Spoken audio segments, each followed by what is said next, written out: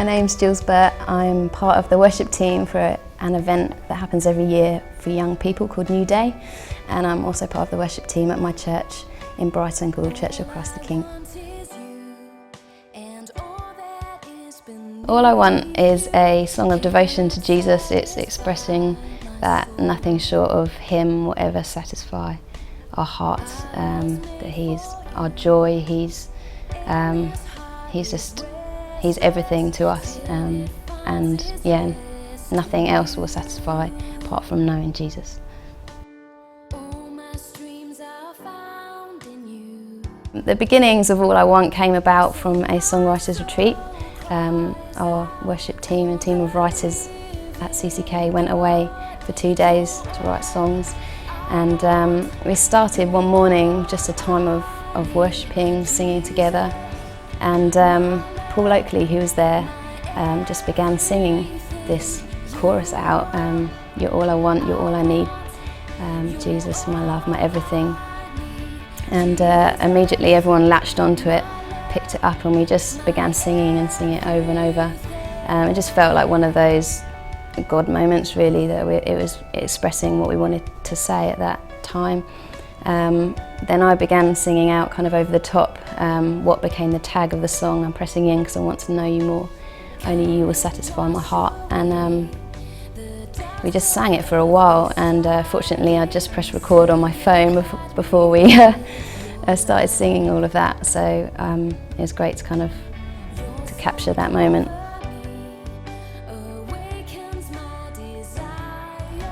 Yes, I had the idea on my phone, and the weeks that kind of followed, I listened to it a few times and thought, wow, that was a really amazing moment that we captured.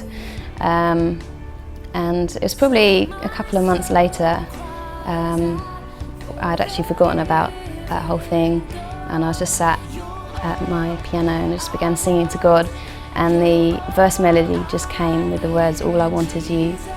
And so that's kind of where the verse started, and it was then later I was reading from Tozer. He's got a book called The Attributes of God, an amazing book, and there was a quote in it. It just said, all that is beneath God will never satisfy us. And I just thought, wow, man, that's an amazing quote. And so I just began writing some lyrics down, and it kind of just fitted with that melody idea that I've been singing.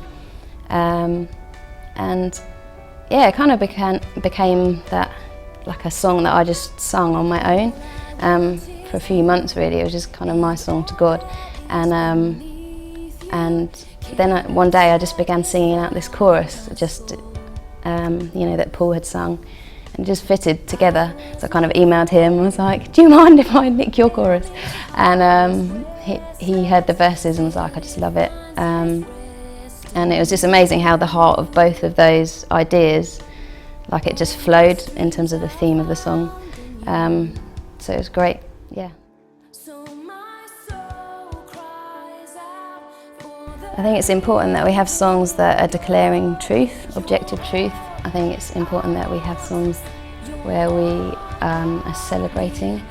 And I also think it's important, because we worship with our mind, will, and our emotions, and our hearts and our souls. I think it's important that we have those moments and those songs that enable people to kind of press through the crowd, and really get close to God and touch Him. And I think, I think it's good to just look at the Bible, look at worship in the Bible. So a good example would be David, who is an amazing worshipper. And some of the songs that he wrote were just full of emotion, and he uses strong phrases, like in terms of his longing for God. He uses like, "I thirst, I pant, I'm just, my soul cries out." And I actually used, that phrase, "all my streams are found in you," was taken from the Psalms. So I think this song there's something about it that feels quite psalm-like in terms of the content of it. In terms of just longing for the presence of God, knowing intimacy with Him. And I think just looking at the Gospels, I think it's good to look at the worship that Jesus loved, and you look at the Gospels, that one act of worship that He says, wherever the Gospel will be preached, this will be talked about, and it's when Mary broke that perfume over his feet, and it was messy, and there was tears, and there was emotion, and it was outrageous and shocking in its day. But he says, this is the worship that I want you to remember. For ages to come, this is what will be talked about.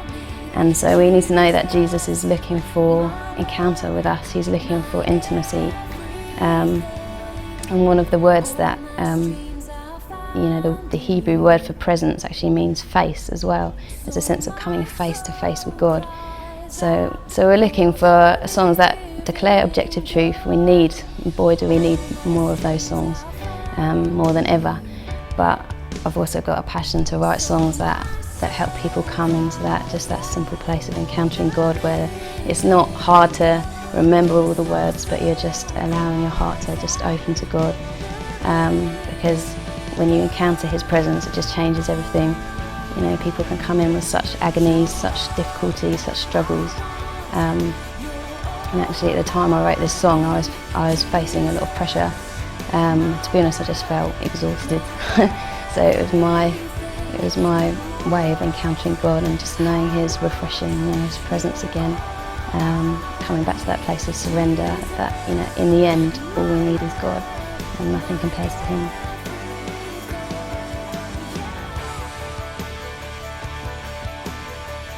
Yeah, I guess it was quite an unusual process in terms of how we wrote it, because we actually wrote it via email, because he was kind of in France at the time and I was just busy doing loads of things. So we just kind of emailed back and forward, what do you think about this lyric? I think we can go better than that, I think we can do this. And I love that about Paul, that he's always pushing for fresh creative ways to say things, even if it breaks out of some people's comfort zones. Which is really inspiring. Yeah, so I learnt a lot from him in the kind of crafting, honing process.